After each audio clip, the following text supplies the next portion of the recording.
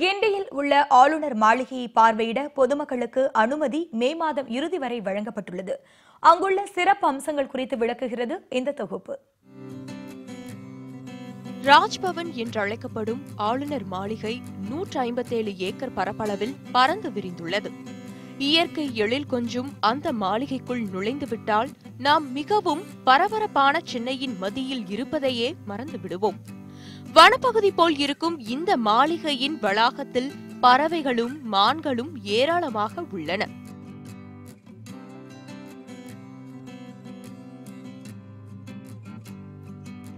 பல்வேறு அரிய மூலிகைகளை கொண்ட தோட்டமும் உள்ளது. இந்த இடங்கள் அனைத்தையும் பொதுமக்கள் கண்டுகளிக்க ஆளுநர் மாளிகை அனுமதித்துள்ளது. It is not the governor and not only the government. When common people come, they will give some suggestion to us. And particularly this Rajbhavan is located in the midst of the town. So we can have so many programs under the CD with the 3D effect. We can have the histories of Chola and Pandyan and so many other Ramanuja, so many things we are planning it. Firstly here when you enter, the moment you enter, we are putting the statue of Tiruvallur. Because it is, you don't find the Tiruvallur statue in this Rajbhavan, we don't have. And Avayar also.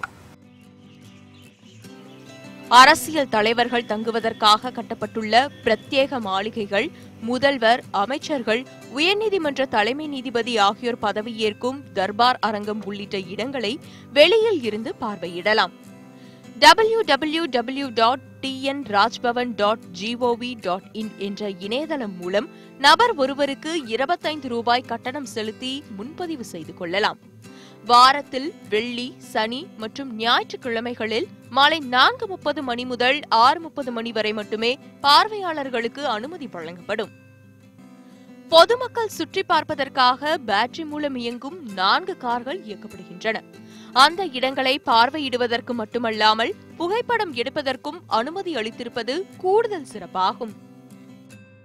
நாங்கள் எதிர்பார்த்ததை விட ரொம்ப நல்லா இருந்தது. நிறைய explain பண்ணாங்க. Guide எங்களுக்கு கூட வந்தவங்க ரொம்ப நல்லா, ஏன்னா ஜென்ரலாக இது பார்த்தா எங்களுக்கு ஒன்றுமே புரியாது. உள்ளே வந்தால் கூட வந்தவங்க ரொம்ப கிளியராக எக்ஸ்பிளைன் பண்ணி இது என்ன, இது என்ன பில்டிங்கு, இங்கே யார் வந்தால் தங்குவாங்க, கவர்னர் எங்கே தங்குவாங்க, இது என்ன வே, ஃபாரஸ்ட், எல்லாமே கிளியராக சொன்னாங்க. கோடை விடுமுறை என்பதால் ஆளுநர் மாளிகையை சுற்றி பார்க்க மே மாதம் வரை முன்பதிவு முடிந்துவிட்டது. நீங்கள் இப்போது முயன்றால் ஜூன் முதல் சுற்றி பார்க்கலாம். சமீப காலமாவே பரபரப்பா காணப்படுற ராஜ்பவன்ல தற்போது பொதுமக்கள் பார்வைக்காக வாரத்துல 3 நாளைக்கு அனுமதி வழங்கப்பட்டிருக்கு. இந்த அரிய வாய்ப்பினை பொதுமக்கள் நன்கு பயன்படுத்திக் கொள்ள வேண்டும் என்பதே அதிகாரிகளுடைய கோரிக்கையா இருக்கு. ஒளிப்பதிவாளர் சிவாவுடன் நித்யா, நியூஸ் 18 தமிழ்.